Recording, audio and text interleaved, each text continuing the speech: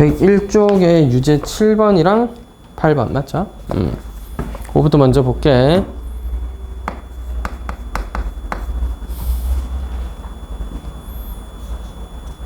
이렇게 약간 누운 것 같지? 잠깐만요.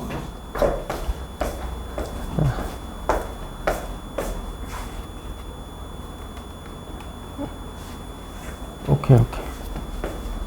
봅시다. 유제 7번. 자, 전체 집합의 두 부분 집합에 대해서 제일 마지막에 있는 A 여집합, 교집합 B, 여집합 B 요게 17개라고 있는데 요거는 드모르간 법칙에 의하면 A 합집합 B의 여집합이네요. 따라서 전체 집합의 원소의 개수가 80개였으니 A 합집합 B의 원소의 개수는 63개다까지 해석할 수 있어야 되겠습니다. 그죠? 그럴 때 A 합집합 B의 원소의 개수는 A 집합의 원소의 개수, B 집합의 원소의 개수 합해서 교집합의 원소의 개수를 빼는 것과 같습니다. 자, 우리가 계산하기로는 합집합은 63개, 그 다음에 A와 B는 각각 몰라요. 교집합은 28개. 따라서 이건 모르지만 합은 알 수 있죠. 둘이 계산하면 91이어야 하므로 문제가 물어본 A 집합과 B 집합의 원소의 개수의 합은 91개다. 이렇게 얘기해 줄 수 있겠습니다. 되겠죠?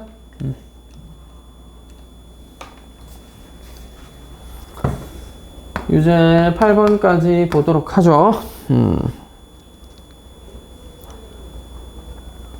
자, B의 원소의 개수는 몇 개야? 24개인 거 확인됩니까? 전체에서 26개 빼면 되겠다. 맞지?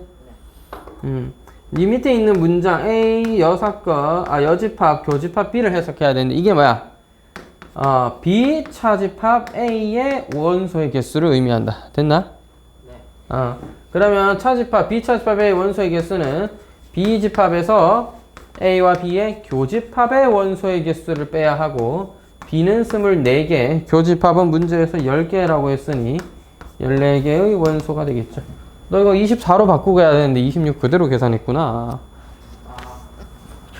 그렇게 된 거 같죠? 그 다음에 유제 13번 볼게요. 다른 문제 유형과 해석 방식이 조금 다르기 때문에 잘 보시도록 합니다. 자, 백화점에서 사은 행사를 위해 발급한 두 종류의 쿠폰 P와 Q를 가져오며 선착순 100명에게 선물을 줄 겁니다. 쿠폰은 P를 62개, Q는 75개의 쿠폰으로 이제 가져와서 사람들이 선물을 나눠줬어요. 하나라도 받아간 인원에, 자, 하나라도 받아간 사람 N, P 합집합 Q죠. P 합집합 Q. 지금은 P 합집합 Q의 최대 최소값을 구하라는 얘기였습니다. 이 교집합이 아니라요. 보통 유제 10이나 앞에 있는 건 이제 교집합에 맞나? 그 원소의 개수 최대 최소 물어보잖아. 근데 여기는 합집합의 최대 최소 값을 구하는 것입니다. 자, 그러니까 이런 거예요. P, Q가 이렇게 적당히 나눠져 있어서 P는 62명, Q는 75명이니까 P 합집합 Q의 최소 값은 얼마냐면 너무 어렵지 않은데 75죠. 요건 이해가 되죠? P 받아간 사람이 모두 Q를 받아가면 만약에 벤 다이어그램으로 표현한다 요런 그림 되겠죠? P를 받아간 62명은 어차피 Q도 다 같이 갖고 왔어. 그 다음에 Q 쿠폰만 들고 온 사람 13명 뭐 이래가지고 75명이 선물을 받아갔고 아직 선착수 100명인데 쌤 100명 못 채웠잖아요. 못 채웠을 수도 있죠. 그날 백화점 사은 행사 하는지 몰랐거나 아니면 뭐 별 쓸모 없는 거라서 100명까지 안 왔을 수도 있죠. 그죠? 최대 값은 몇 명이겠어요? 최대는 문제에 나와 있죠. 100명을 넘을 수는 없다. 선착순 100명에게까지밖에 주지 않을 거거든. 따라서 노란색 상황은 이렇게 적당히 겹쳐져서 전체 합은 100명인데 둘이 다 137이잖아요. 따라서 37명이 겹쳤고 38명 Q만 받아갔고 25명 P만 받아갔고 뭐 그런 상황 되었을 때 전체 인원 100명이 선물을 받아갔다. 이렇게 얘기할 수 있겠습니다. 어쨌든 문제에서 선착순 100명에게라고 했으니까 합집합의 최대값은 사실상 100명으로 문제에서 어느 정도 알려줬었던 거다. 맞죠? 따라서 최대와 최소의 합은 175여야 하겠습니다. 되시겠죠? 그러니까 딴 게 아니라 교집합의 최대 최소를 구하라가 아니라 합집합의 최대 최소를 구하는 문제였다는 거죠. 그 뒤에 스텝 2에 몇 문제를 풀 건데 뭐 풀까요? 10번? 9번. 9번부터 하나 볼게요. 자, A 차집합 B에서 차집합 C를 한 것을 정리한 것입니다. A 교집합 B 여집합으로 바꾸고 뒤에 있는 것도 교집합 C의 여집합으로 바꾸었어요. 얘는 뭐 이름이 딱히 없긴 한데 이제 차집합이라는 건 연산 법칙, 교환 결합 이런 걸 적용하기 어렵기 때문에 잘 안 되고 우리가 이제 앞서 배웠을 때 성질은 딱히 없었잖아. 그러니까 적용하기 힘들단 말이야. 차집합이니까. 그래서 차집합 대신에 여집합과 교집합이 있는 저런 기호로 바꿔준 거고요. 얘를 이제 밑으로 바꾸는 과정에서 뭐가 바뀌었어? 계산을 괄호 순서를 바꿨죠. 그래서 이거는 결합 법칙이 되겠습니다. 자리가 바뀐 건 하나도 없고 괄호의 위치가 바뀌면서 계산의 순서가 바뀌었다. 이걸 결합 법칙이라고 부릅니다. 네, 3번입니다. 여기서는 이제 드모르간 법칙에 의해서 얘가 통째로 B 합집합 C의 여집합이 되고 여기서 드모르간이가 되면서 맞지? 아이고 말을 잘못했다. 여기가 드모르간 법칙이고요. 여기는 이제 교집합 여집합을 차집합으로 바꾸는 그런 성질에 의하여 그지? 이것을 A 차집합 B 합집합 C로 볼 수가 있었다. 그런 얘기를 할 수 있겠습니다. 따라서 답은 3번이 되겠고요. 넘어가서 이제 10번을 좀 보도록 할게요. 괜찮나요, 10번? 해야 되겠지? 네. A 여집합, 교집합 B에다가 합집합 해라. A 여집합, 교집합 B 여집합 이렇게 되어 있고요. 여기다가 괄호 하나 더 쳐놓고 중괄호인가? 중괄호네. 순서를 똑같이 맞춰볼게요. 그러니까 요까지 계산한 거에다가 합집합 B 여집합을 한 다음에 전체의 여집합을 또 해라 뭐 이런 얘기를 하고 있습니다. 개 어렵네. 자, 안에식부터 하나씩 정리를 해볼 건데 A 여집합 교집합 A 여집합 교집합까지 같은 모양이니까 제가 이거를 한꺼번에 표현해 볼게요. 물론 여러분 벤 다이어그램 그린 다음에 적당히 그림을 색칠해보고 이 범위, 이 영역을 얘기하는 거구나. 집합이 이걸로 바뀌겠구나. 이렇게 생각해도 됩니다. 벤 다이어그램. 그러면 설명하고 나서 벤 다이어그램으로도 한번 해볼게. 자, 일단 너가 같으니까 분배 법칙에서 앞으로 뽑아.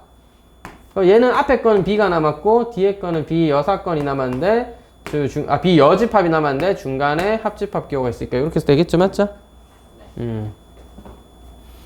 B랑 B 여집합을 합치면 전체 집합이 됩니다. 됐죠? 전체 집합과 누군가를 교집합하면 당연히 누군가가 남겠죠. 즉 앞에 있는 덩어리는 A 여집합이 남는다. 까지 왔나요? 네. 여기에 합집합 뒤에 있는 건 뭐야? B 여집합이었고 그 다음에 전체의 여집합이 되는 겁니다. 중간 과정은 조금 이제 생략했다 알겠지? 요거는 드모르간 법칙에서 A 교집합 B의 여집합이 되겠죠. 되겠나요? 바뀌어서 A 교집합 B. 아니 여집합이 아니고 말을 잘못했네요. 여기에 여집합이 있었으니까 A 여집합의 여집합인 A, B 여집합의 여집합인 B가 되고 합집합은 뒤집어지면서 교집합이 됩니다. A 교집합 B라는 식으로 정리가 된다. 여기 답이에요. 응? 다시 위에 있는 교집합 요거? 이거 답 나오기 바로 위 거. 요 시기. 네, 그 시기.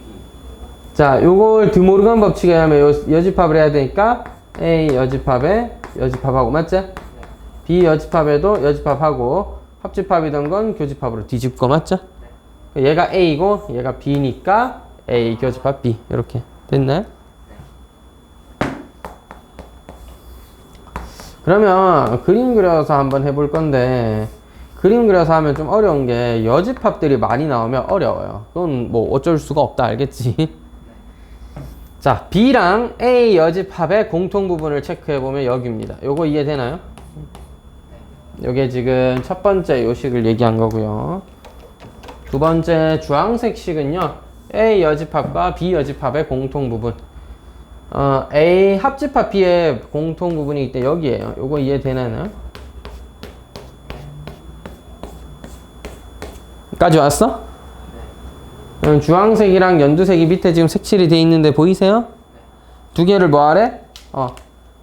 합치래. 따라서 중괄로 아래 있는 요식은 뭐를 의미해? 요거 두 개 합친 거니까 이거 전체를 얘기한다. 맞지? 그래서 이걸 뭐라 불러? A 여사건, A 여집합이라 불러. 알겠지? A 여집합. 그래서 A 여집합, A 여집합. 그래서 앞에 부분이 뭐가 된다고? A 여집합. 됐죠? 그 다음은 A 여집합이고 합집합 B 여집합의 전체 여집합이니까 요거는 드모르간 정리 이용해서 드모르간 법칙을 이용해서 정리해주면 좀 깔끔하게 정리할 수 있겠죠. 그죠? 되었으면 넘어가도록 하겠습니다. 뒤엔 되게 잘 풀었던데 13번, 15번이 문제였던가요? 13, 14, 15. 13, 14, 15까지. 오케이, 같이 보죠.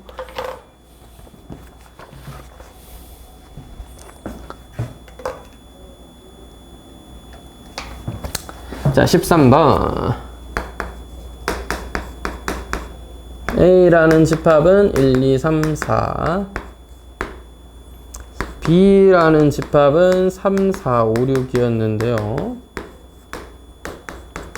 A 합집합 B랑 X를 교집합하니까 X였고 A 차집합 B와 X를 합집합하니 집합 X가 되더라. 우리가 이걸 다시 해석하면 이런 느낌이죠. A 합집합 B를 뭐하는 포함하는 X가 A 차집합 B를 포함하는 X가 A 합집합 B의 부분집합이다. 즉 부분집합 중에서 뭐다? A 차집합 B를 포함하는 되겠죠? 자, A 합집합 B는 원소의 개수가 몇 개 있어? 6개 있다. 이거 느낌 오세요? 1, 2, 3, 4, 5, 6. 맞죠? A 차집합 B는요? 1과 2의 원소만 있다. 이해되시나요? 자, 그럼 이런 거야. X라는 집합은 6개, 1, 2, 3, 4, 5, 6에 맞나? 원소가 있는 집합의 부분 집합인데 뭐를? 1과 2를 반드시 포함하는 이란 뜻이 되겠죠. 그러면 6개의 원소가 있었는데 2개의 원소를 반드시 포함해야 되니 남은 원소 3, 4, 5, 6은 넣어도 되고 안 넣어도 되고 따라서 16개의 부분 집합이 생긴다. 되겠나요? 자, 그럼 넘어가 보죠. 14번입니다.